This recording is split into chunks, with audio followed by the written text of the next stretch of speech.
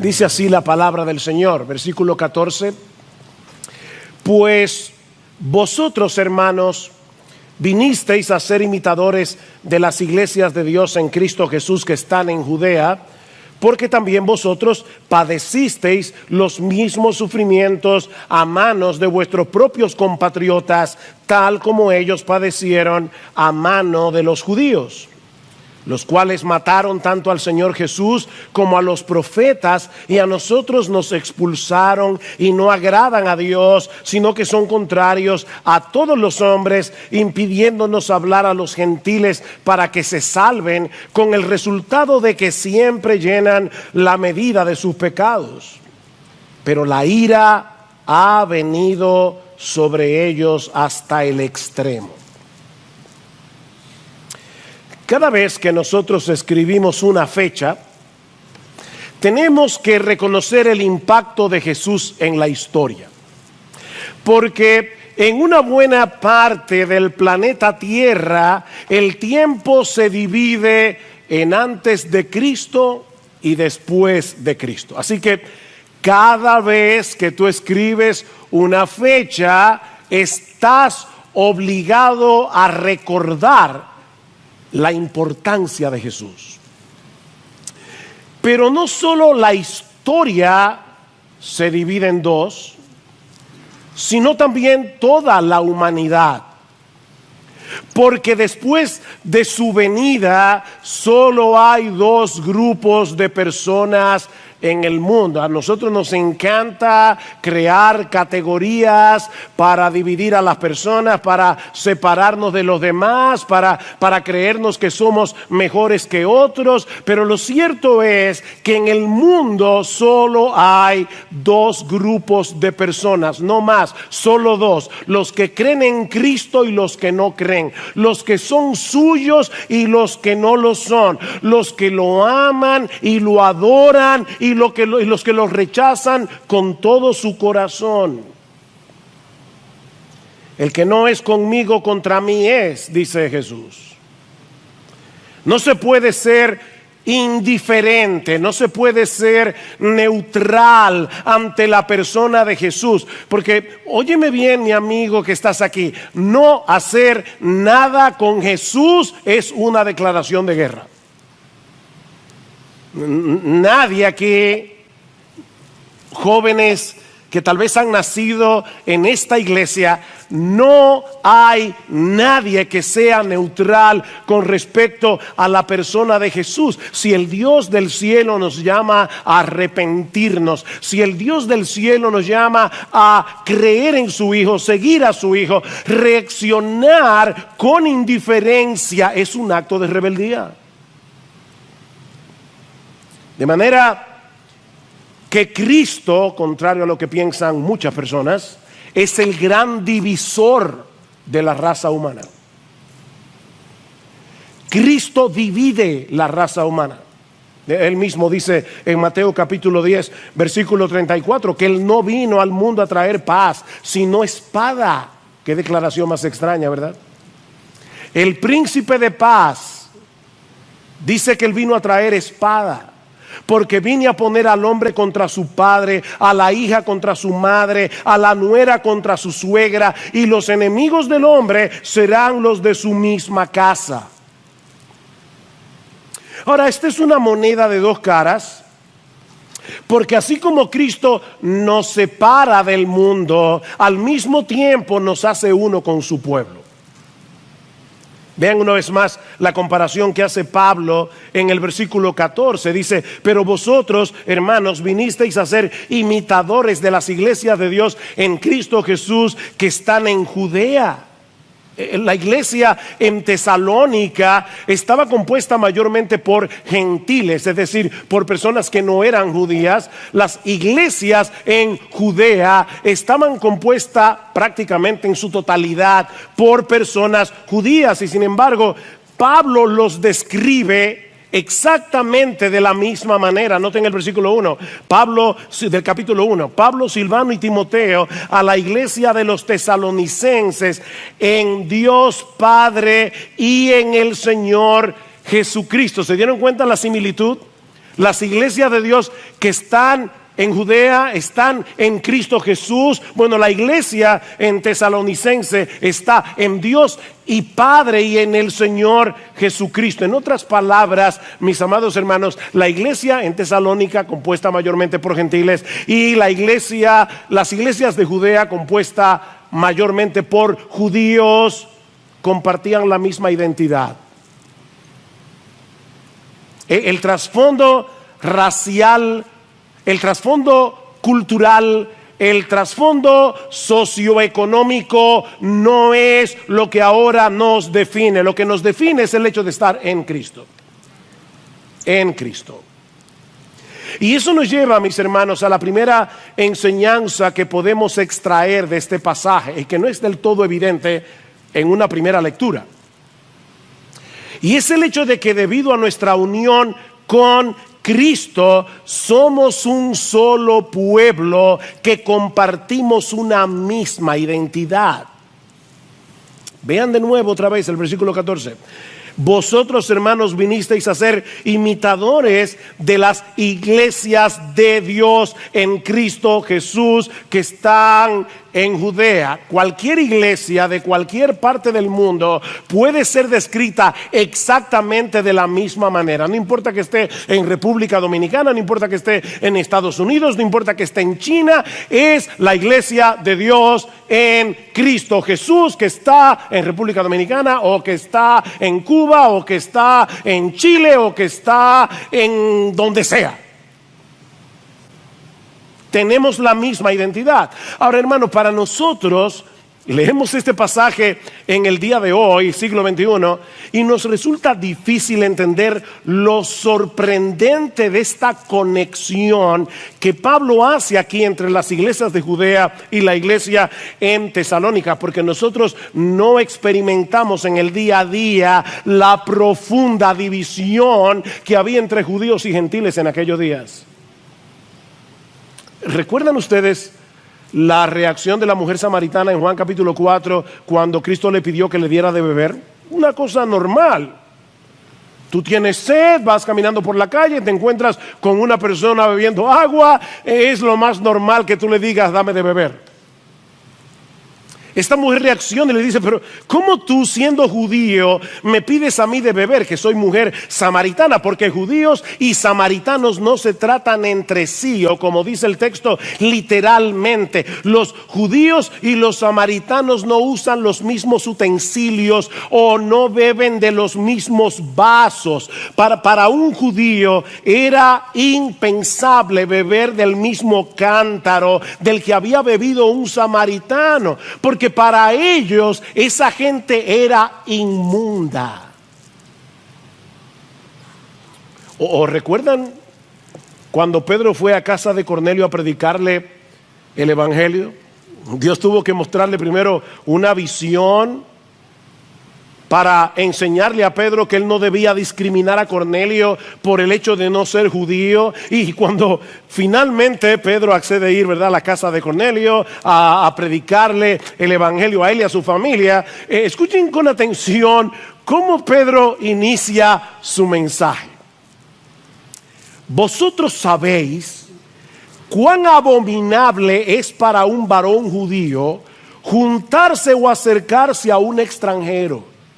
Pero a mí me ha mostrado Dios que a ningún hombre llame común o inmundo. Miren, hermanos, se necesita cierta dosis de humildad para escuchar a un predicador que nos dice de entrada: antes yo pensaba que ustedes eran personas impuras, inmundas, despreciables, abominables. Como para decirle, gracias Pedro, nos vemos después. Pero Cornelio quería oír el evangelio. Mis hermanos, esa era la perspectiva generalizada que los judíos tenían del resto del mundo. Eran perros gentiles.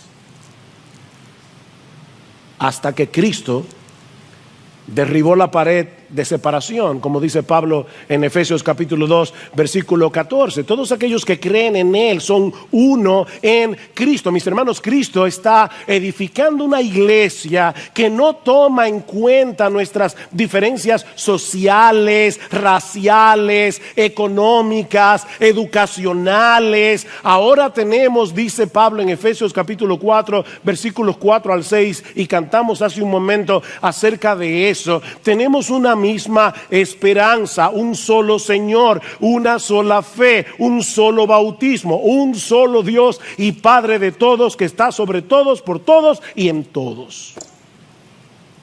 Las cosas que nos unen en Cristo son más importantes que las que nos distinguen a unos de otros humanamente hablando. Miren, mis hermanos, nosotros tenemos más cosas trascendentales en común con un chino cristiano que con un dominicano incrédulo. Un doctor de Harvard tiene más cosas trascendentales en común con un analfabeto cristiano que con otro doctor de Harvard. Somos uno en Cristo. Y mis hermanos, eso debe producir en nosotros un fuerte apego por nuestra iglesia local y un amor sincero y genuino por la iglesia universal. La iglesia de Cristo no son estas cuatro paredes. Somos parte de algo mucho más grande. Somos uno en Cristo, por más distinto que seamos en otras cosas. Pero eso que nos une con otros creyentes es precisamente lo que nos separa del mundo.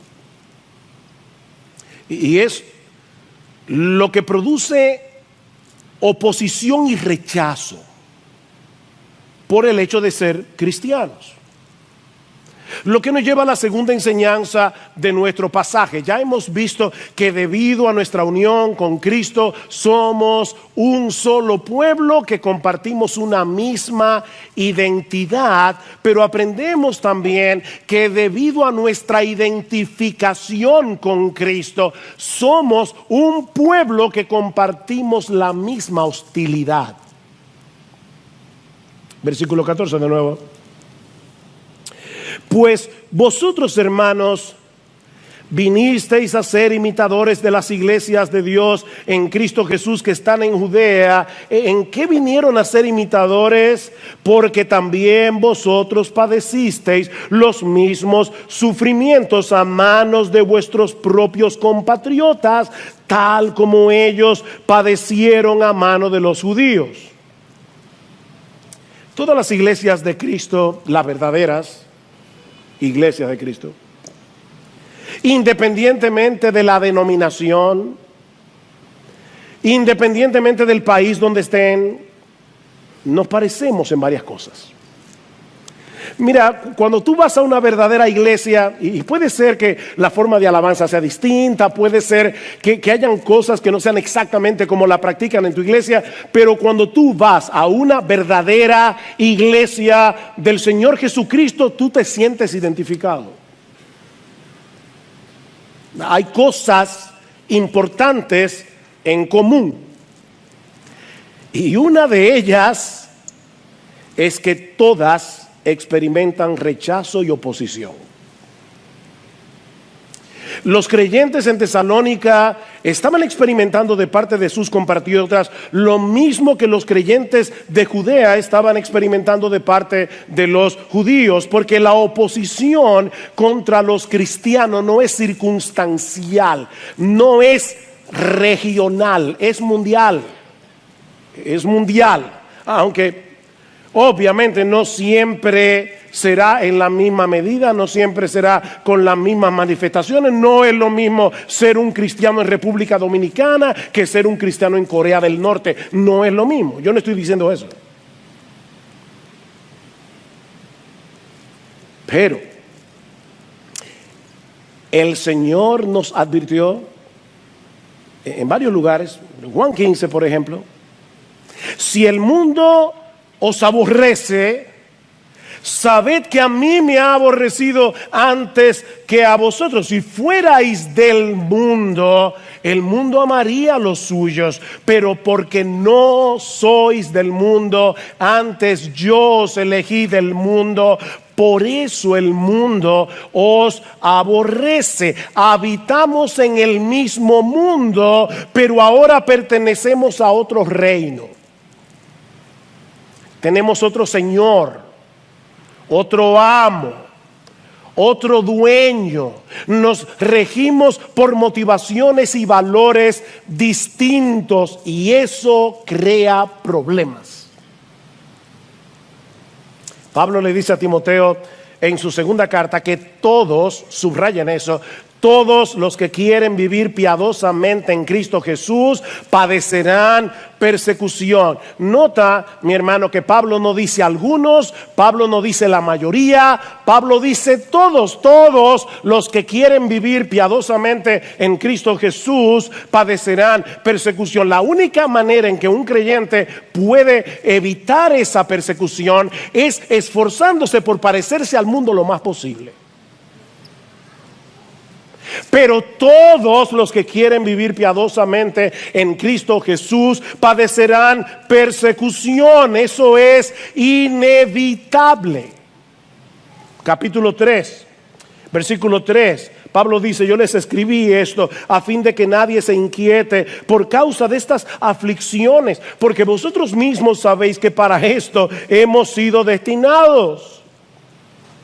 Ustedes saben eso, yo se lo dije cuando estaba allá, que vamos a ser perseguidos. Pero en vez de llenarse de amargura, en vez de llenarse de resentimiento en medio de la persecución, mis hermanos, estos nuevos creyentes en Tesalónica estuvieron dispuestos a sufrir por causa de su fe. Y eso es lo que mueve a Pablo a darle gracias a Dios, porque esa perseverancia es un fruto de la obra de la palabra de Dios en nosotros por medio de su Espíritu. Y ahora vamos a tener que conectar el versículo 13 con el 14. Lo estudiamos hace 3 domingos atrás. ¿Qué dice el versículo 13? Por esto también nosotros sin cesar damos gracias a Dios de que cuando recibisteis la palabra de Dios que oíste de nosotros, la aceptasteis no como la palabra de hombres, sino como lo que realmente es la palabra de Dios, la cual también hace su obra en vosotros los que creéis. Como Pablo sabía que la palabra de Dios estaba obrando en los tesalonicenses, precisamente por el hecho de que ellos estaban perseverando en medio de la persecución. Versículo 14: pues vosotros, hermanos, yo sé que la palabra de Dios está obrando en ustedes y por eso le doy gracias a Dios, y la razón es porque vosotros, hermanos, vinisteis a ser imitadores de estas iglesias en Judea que estaban siendo y están siendo perseguidas. Lo que Pablo está diciendo aquí es algo como esto: mis hermanos, yo sé que la palabra de Dios está obrando en ustedes. Yo lo sé, porque están dispuestos a sufrir por Cristo, porque están dispuestos a permanecer aferrados a su Señor en medio de la aflicción, manifestando el gozo del Espíritu Santo. No olviden el capítulo 1, versículo 6, porque nosotros estudiamos una carta en la iglesia y nos pasan meses entre un texto y otro, pero esta fue una carta que ellos leyeron como una carta. ¿Y cómo se lee una carta? Ustedes leen una carta, una hoja hoy, otra hoja mañana y otra hoja pasado mañana, o ustedes leen la carta entera. Bueno, ellos leyeron la carta, y ¿saben lo que dice esta carta un poco antes en el capítulo 1, versículo 6? Y vosotros vinisteis a ser imitadores de nosotros y del Señor, habiendo recibido la palabra en medio de mucha tribulación, con el gozo del Espíritu Santo. Y si estuvieron atentos a la lectura de Salvador al principio, En la segunda carta, en el capítulo 1, en el versículo 3, Pablo dice: siempre tenemos que dar gracias a Dios por vosotros, hermanos, como es justo, porque vuestra fe aumenta grandemente y el amor de cada uno de vosotros hacia los demás abunda más y más, de manera que nosotros mismos hablamos con orgullo de vosotros entre las iglesias de Dios, por vuestra perseverancia y fe en medio de todas las persecuciones y aflicciones que soportáis. ¿No es verdad, mis hermanos, que muchas veces cuando estamos en medio de una aflicción nos aislamos de la gente? Tendemos a ser individualistas. Estos creyentes experimentaron todo lo contrario. Ellos estaban siendo perseguidos, estaban en medio de mucha aflicción. ¿Y qué estaba pasando entre ellos? Dice: el amor de cada uno de vosotros hacia los demás abunda más y más. Y Pablo dice: yo le doy gracias a Dios. Como dice Ligon Duncan, Pablo mira a estos creyentes de Tesalónica manteniendo su fe en medio de una intensa persecución, y eso despierta su gratitud hacia Dios. Te doy gracias, Señor, porque el evangelio es tan real en sus vidas que están dispuestos a sangrar por él. Y eso es solo una obra del Espíritu Santo. Eso no es natural. Miren, mis hermanos, y yo me sentí muy amonestado, honestamente, esta semana, viendo otra vez esta actitud de Pablo de dar gracias por otros. Mis hermanos, nosotros debemos tener ojos para ver la obra de Dios en las vidas de nuestros hermanos que sufren y que sufren bien, y darle gracias a Dios por lo que Él está haciendo en esos hermanos. Y miren, no tiene que ser algo tan dramático como morir en una hoguera. Hay creyentes aquí que son rechazados por sus familiares incrédulos por el mero hecho de ser cristianos, y aún así nos reniegan de su fe. Hay hermanos aquí que no han podido seguir escalando en su empresa. No pueden seguir escalando. ¿Saben por qué? Porque rehúsan comprometer su integridad. Gloria a Dios por esos creyentes. El Espíritu Santo está obrando allí. Hay algo que el Espíritu de Dios está haciendo. Hay jóvenes aquí, jóvenes que son burlados en los colegios, en las universidades, porque ellos deciden ir en contra de la corriente, porque ellos tienen pantalones como para comportarse como cristianos en medio de una generación que parece haber perdido la brújula moral.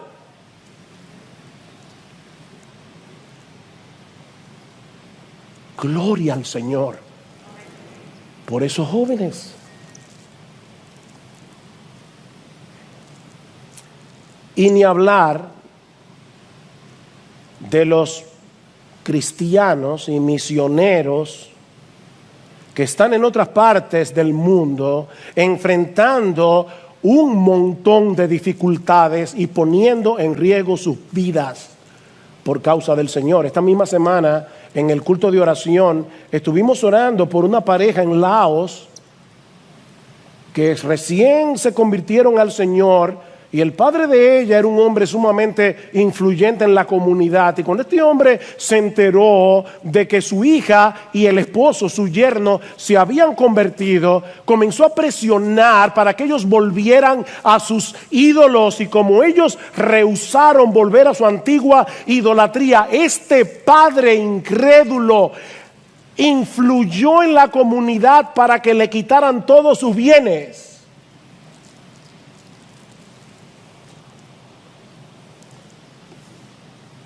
Ese es el tipo de cosas que los cristianos han estado padeciendo a lo largo de toda la historia, ¿no? El autor de la carta a los hebreos menciona a un grupo de creyentes que precisamente habían sufrido el despojo de sus bienes, al igual que estos hermanos en Laos, solo que el autor de la carta a los hebreos le añade dos palabritas muy importantes. El despojo de vuestros bienes sufristeis con gozo.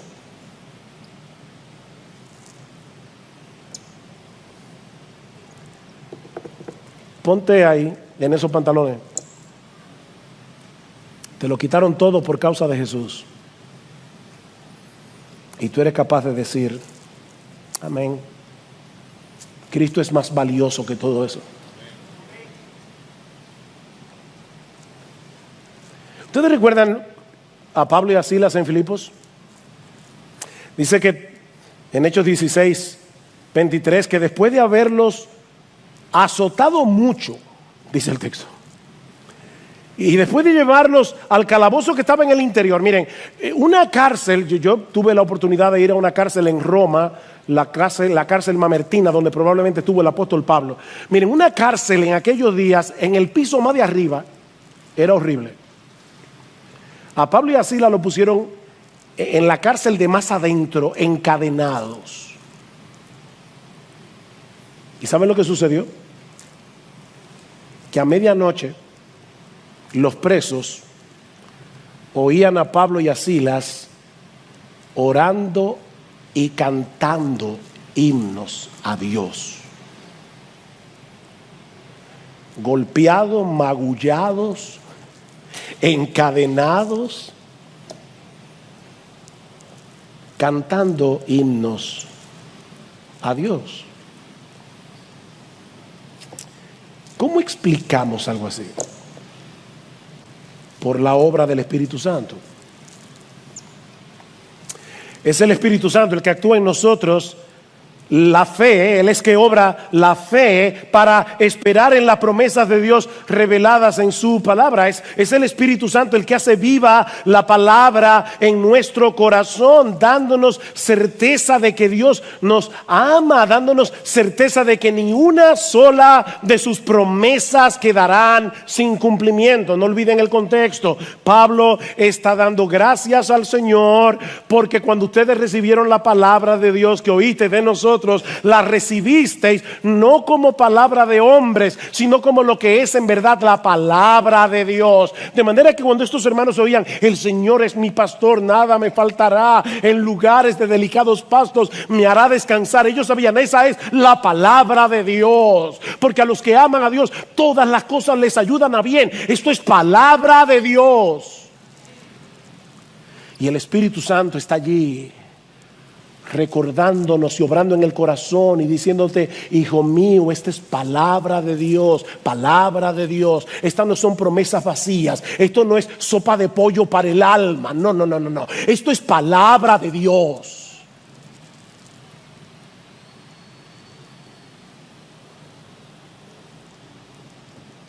Y el Espíritu Santo provoca fe, produce fe. Porque al final, mis hermanos, es un asunto de fe. ¿Qué dice Pablo en Romanos 15? Y el Dios de la esperanza os llene de todo gozo y paz en el creer, para que abundéis en esperanza por el poder del Espíritu Santo. Solamente el Espíritu Santo puede hacerme abundar en esperanza, al aumentar mi fe en lo que Él mismo reveló en la palabra. El Espíritu Santo nos llena de esperanza en el dolor, alimentando nuestra confianza en Dios, por lo que sabemos de Él, de nuestro Padre, en su palabra. Pero sobre todas las cosas, el Espíritu Santo es el que abre los ojos de nuestro entendimiento para que seamos capaces de ver la gloria y hermosura de nuestro Señor Jesucristo. Mis hermanos, Él es tan glorioso, Él es tan hermoso, Él es tan maravilloso que vale la pena sufrir por el gozo y el deleite de conocerlo a Él. Vale la pena. Y eso lo hace el Espíritu Santo. El gozo y el deleite de conocer a Cristo, mis amados hermanos, sobrepasa cualquier dolor. Pero ese gozo no es natural, es el fruto del Espíritu. Y a medida que el Espíritu va abriendo nuestros ojos y nosotros vamos viendo la gloria de nuestro Señor, algo sucede, nos vamos pareciendo cada vez más a Él. Contemplando su gloria, somos transformados de gloria en gloria en la misma imagen como por el Espíritu del Señor. Nos convertimos en sus imitadores, como dice Pablo. ¿Se dieron cuenta en 1:6? Dice: vosotros vinisteis a ser imitadores de nosotros y del Señor, de nosotros y del Señor. Y una de las cosas que se dice de Cristo en Hebreos capítulo 12 versículo 2 es que por el gozo puesto delante de Él sufrió la cruz. Cuando somos imitadores del Señor, somos capaces de sufrir con gozo. Por el gozo puesto delante de Él sufrió la cruz. No por el gozo de sufrir, porque mis hermanos, no somos masoquistas. El sufrimiento no es causa de gozo. Cristo sufrió la cruz con gozo por dos razones. Primero, por el gozo de poder hacer la voluntad de su Padre. Y dos, por el gozo de salvarte a ti. Y a ti, y a ti, y a ti, si eres creyente. Wow. Cristo sufrió la cruz con gozo porque sabía que al hacerlo te estaba salvando a ti.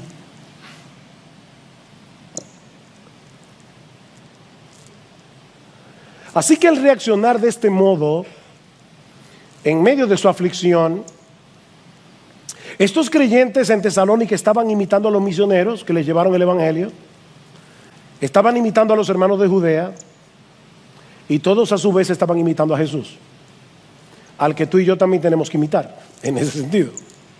Bueno, en todo sentido. Pero ahora Pablo quiere hacerles ver el porqué de ese sufrimiento. Mis hermanos, ¿qué es lo que está detrás de esa persecución, de ese rechazo, de esa oposición del mundo hacia los cristianos? ¿Qué es lo que hay detrás? Versículo 15.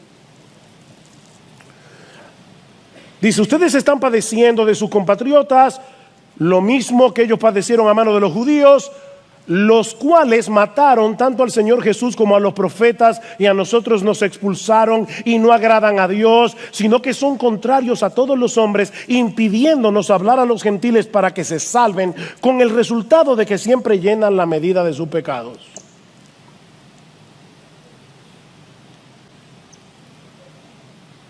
¿Saben qué, mis hermanos? A final de cuentas, el problema del mundo incrédulo con los cristianos va más allá de un asunto personal.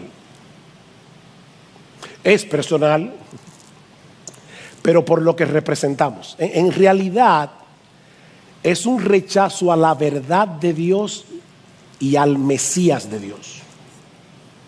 Eso es lo que está detrás.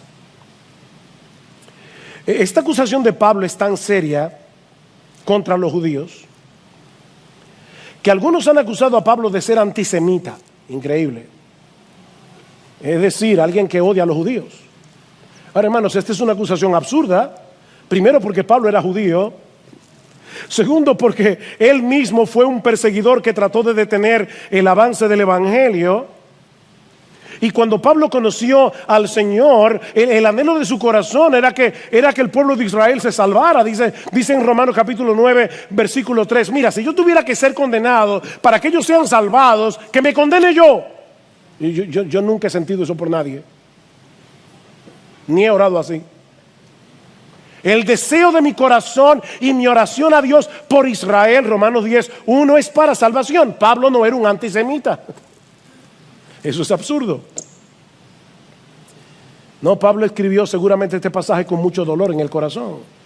Pero todo lo que dice contra los judíos es tristemente cierto, y todo se encierra en una cosa: el rechazo del mundo incrédulo a la verdad de Dios y al Mesías de Dios. Mataron al Señor Jesús, dice Pablo. Por más que los romanos lo llevaron a la cruz, los judíos fueron responsables de su muerte. Ellos lo entregaron al poder civil, acusándolo falsamente para que fuera crucificado. Mataron al Señor Jesús, mataron a los profetas. En el Antiguo Testamento los profetas fueron sistemáticamente perseguidos por el pueblo de Israel. ¿Por qué? Porque no soportaban el mensaje que Dios les enviaba a través de ellos. Óyeme, mi amigo incrédulo que estás aquí, no te engañes a ti mismo pensando, es que intelectualmente yo no puedo aceptar. No, el problema tuyo es que tú no quieres la verdad de Dios, no la quieres.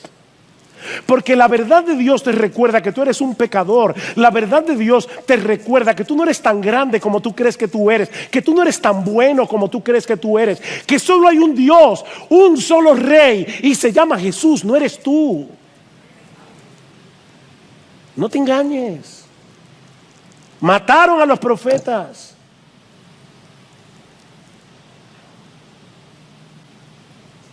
Expulsaron a los misioneros cuando les llevaron el evangelio. Dicen en Hechos 17:5 que los judíos, llenos de envidia, oigan esto, llenos de envidia, llevaron a algunos hombres malvados de la plaza pública, organizaron una turba y alborotaron la ciudad. Y es por eso que Pablo los acusa nada más y nada menos que oponerse a todos los hombres. ¿Lo vieron en el versículo 15? No agradan a Dios, sino que son contrarios a todos los hombres. ¿Saben lo que Pablo está diciendo aquí? Que son enemigos de la humanidad. Wow.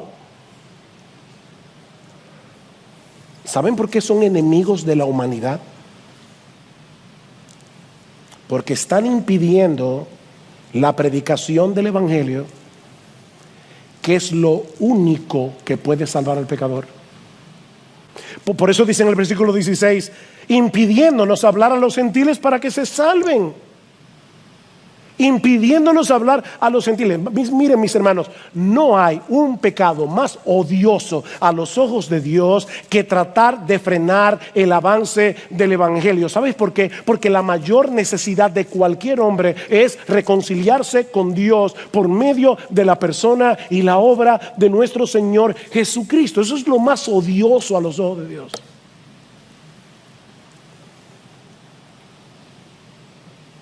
Cristo en Mateo 23 dice, ay de vosotros.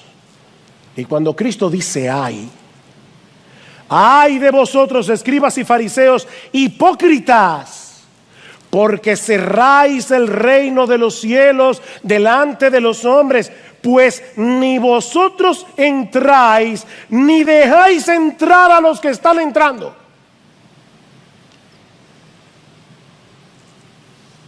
Wow. Y un poco más adelante, Cristo dice, ustedes llenan la medida de la culpa de vuestros padres. ¿No es muy similar a lo que dice Pablo aquí? Dice, impidiéndonos hablar a los gentiles para que se salven, con el resultado de que siempre llenan la medida de sus pecados.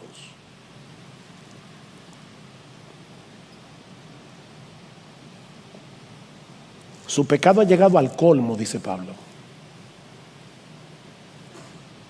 A tal punto que la ira de Dios, dice él, versículo 16, ha venido sobre ellos hasta el extremo. Y Pablo puede estarse refiriendo a lo que el mismo Jesús dijo en la parábola de los labradores malvados en Mateo 21, que el reino de los cielos iba a ser quitado de la nación de Israel como nación y le iba a ser dado a los gentiles, que iban a producir los frutos que ellos no pudieron producir.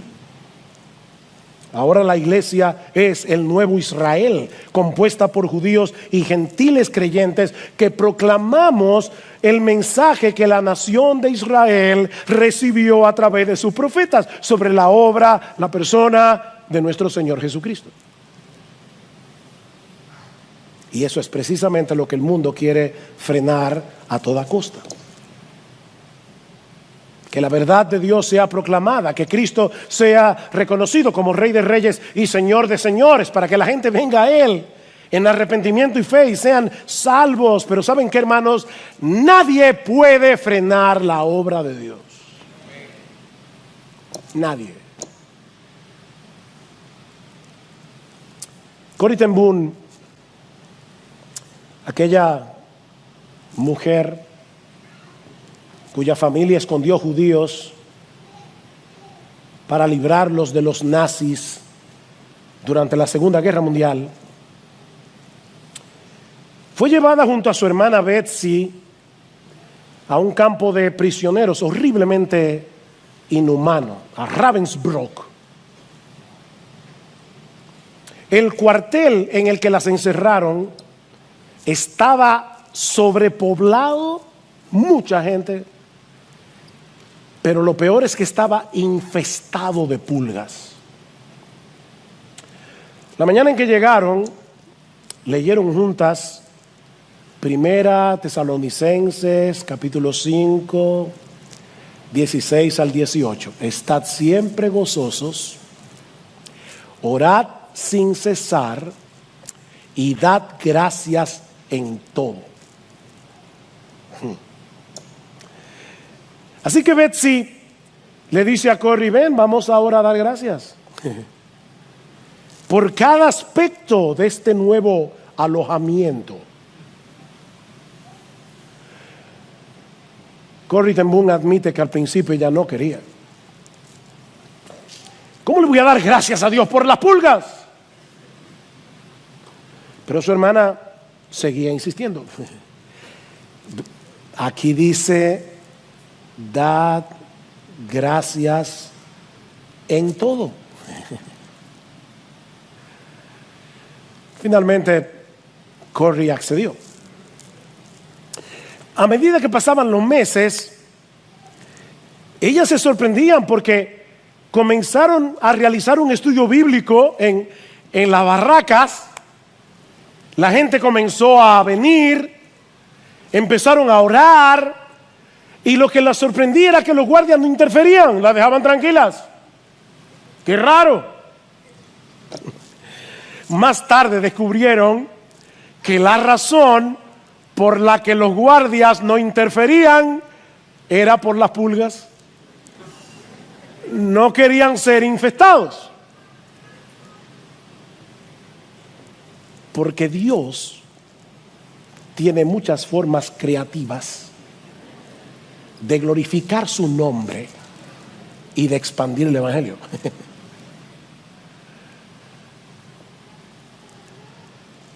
Nadie puede frenar el evangelio. Nadie. Y miren, aunque este es un pasaje muy duro, si lo vemos desde otra perspectiva también es muy esperanzador. Mis hermanos, el hombre que escribió estas palabras un día estuvo del otro lado de la verja. No lo olviden. De Saulo de Tarso se dice en Hechos capítulo 9, versículo 1, que respiraba amenazas y muerte. Entonces voy a imaginar eso. Una persona que respira amenazas y muerte contra los discípulos del Señor. Y en el capítulo anterior dice que hacía estragos en la iglesia. Y más adelante, dando su propio testimonio, Pablo dice que él llegó a creer que era su deber delante de Dios hacer muchos males en contra del nombre de Jesús de Nazaret. No solo encerré en cárceles a muchos de los santos, sino también cuando eran condenados a muerte, yo daba mi voto contra ellos, y castigándolos con frecuencia en todas las sinagogas, procuraba obligarlos a blasfemar. Pablo estaba allí diciendo: maldice a Cristo, maldice a Cristo. El hombre que escribió Primera Tesalonicenses.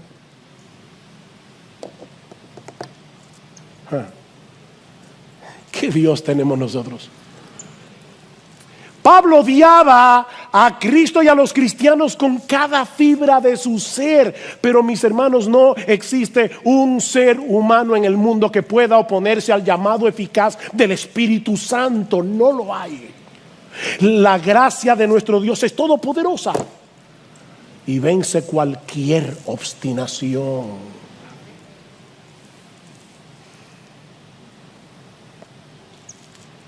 Mi hermano, no pierdas las esperanzas con tus hijos, no pierdas la esperanza con tu cónyuge incrédulo, no pierdas la esperanza con esos amigos que amas, por más endurecidos que estén hoy en sus corazones, porque Dios puede soplar sobre ese valle de huesos secos y traerlos de la muerte a la vida por el poder del Espíritu Santo.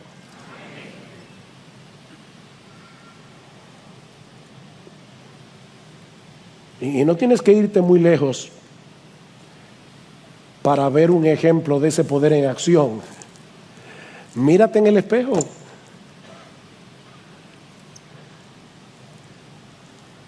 Porque si Él te salvó a ti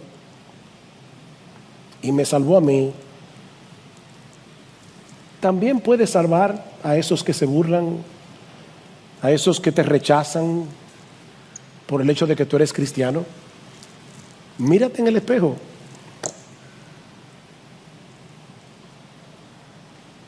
Ahora, no olvides que ese Dios que salva lo hace a través de la predicación del Evangelio.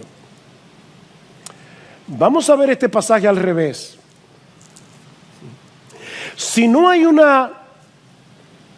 algo más odioso para Dios que frenar la predicación del Evangelio, que hablemos de Cristo a los perdidos, entonces yo supongo que no puede haber nada más valioso a los ojos de Dios, algo que traiga más alegría y gozo a su corazón, que hagamos precisamente eso.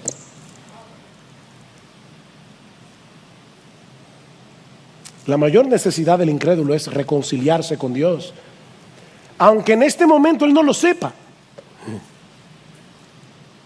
Aunque ahora se encuentre a gusto con sus cadenas, él necesita liberación, él necesita ser rescatado del dominio, de las consecuencias del pecado que lo está llevando engañado a una condenación eterna.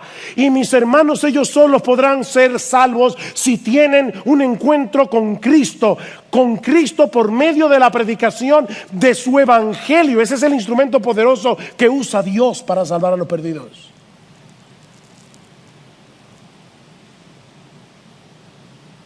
Oh, mi hermano, no dejes de hablar de ese Cristo que tuvo misericordia de ti y que te trajo a salvación por el poder de su Espíritu Santo, porque Él puede salvar a otros por medio de tu predicación.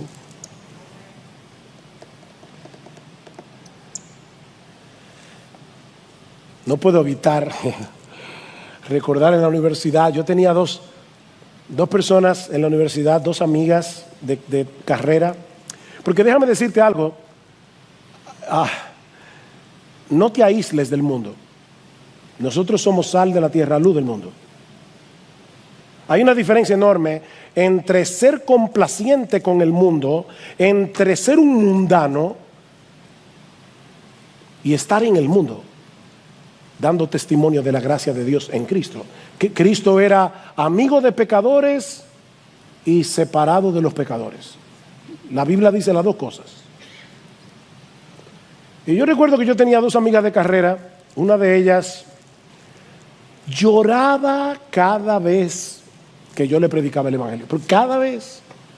Y yo le decía a mis amigos, les decía a Gloria sobre todo, yo creo que fulana va a ser, yo como nuevo creyente en mi romanticismo, ella va a ser la primera persona que se va a convertir a través de mi predicación.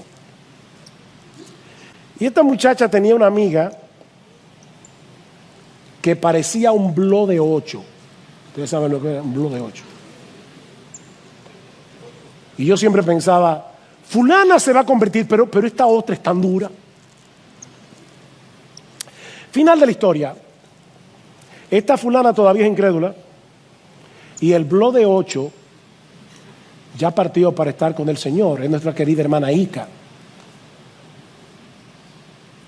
que de repente un día me dijo, mira, llévame a un estudio bíblico.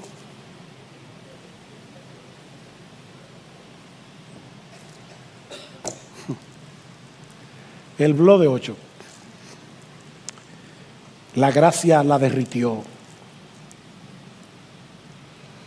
Así que no dejes de hablar de Cristo, no dejes de hablar de Cristo. Y mira, cuando te rechacen, cuando se burlen de ti, ni se te ocurra sentir autocompasión. Ni se te ocurra. Mira en esa burla el reflejo de tu propia dureza cuando tú no eras cristiano. Y por el poder del Espíritu, regocíjate en la obra que Cristo hizo en ti de pura gracia para cambiar tu corazón de piedra en un corazón de carne. ¿Qué dice Pedro? Amados, no os sorprendáis del fuego de la prueba que os ha sobrevenido, como si alguna cosa extraña os aconteciese, sino gozaos por cuanto sois participantes de los padecimientos de Cristo, para que también en la revelación de su gloria os gocéis con gran alegría.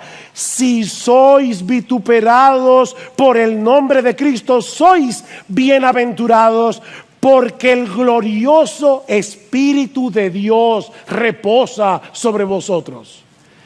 Es precisamente en ese momento que el Espíritu Santo viene con poder a animarte, a fortalecerte, a fortalecer tu fe, a recordarte la palabra, a recordarte que Dios te ama, a recordarte sus promesas.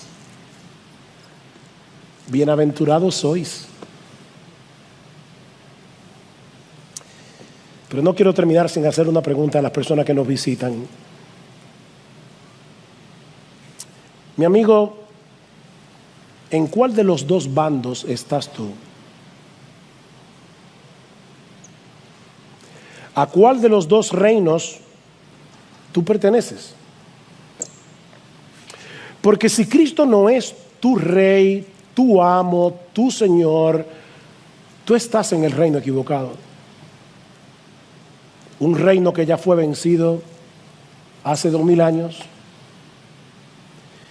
y cuyos súbditos van camino a una condenación eterna si mueren en sus pecados. Mi amigo, en todo el universo hay un solo rey legítimo y se llama Jesús. Un rey que tiene plena autoridad para decidir el destino eterno de los hombres. Y Él te ofrece hoy perdón y reconciliación. Si vienes a su trono de gracia clamando por misericordia, confiando únicamente en Él. Él es el único rey que siendo el Dios de gloria, estuvo dispuesto a humillarse hasta lo sumo, pagando con su propia vida la deuda eterna de los suyos, muriendo por ellos en una cruz. ¿Qué rey hay como nuestro rey? Él es el único rey en todo el universo que de verdad gobierna a favor de su pueblo, que solo procura nuestro bien, nuestro verdadero bien, aquí y por toda la eternidad. Y todavía, mi amigo, las puertas de su reino están abiertas para ti, siempre que vengas en arrepentimiento y fe. Ven, ven. Ahora, no es mañana. Ven. Deja atrás ese amo malo, cruel, que quiere arrastrarte consigo a que compartas su condenación eterna en el infierno. Es que no te das cuenta que te están engañando. Por favor, ven. Acógete por fe a la misericordia del Señor. Acógete al perdón que el Rey de Reyes y Señor de Señores te está ofreciendo hoy de pura gracia, gratuitamente, solo por la fe.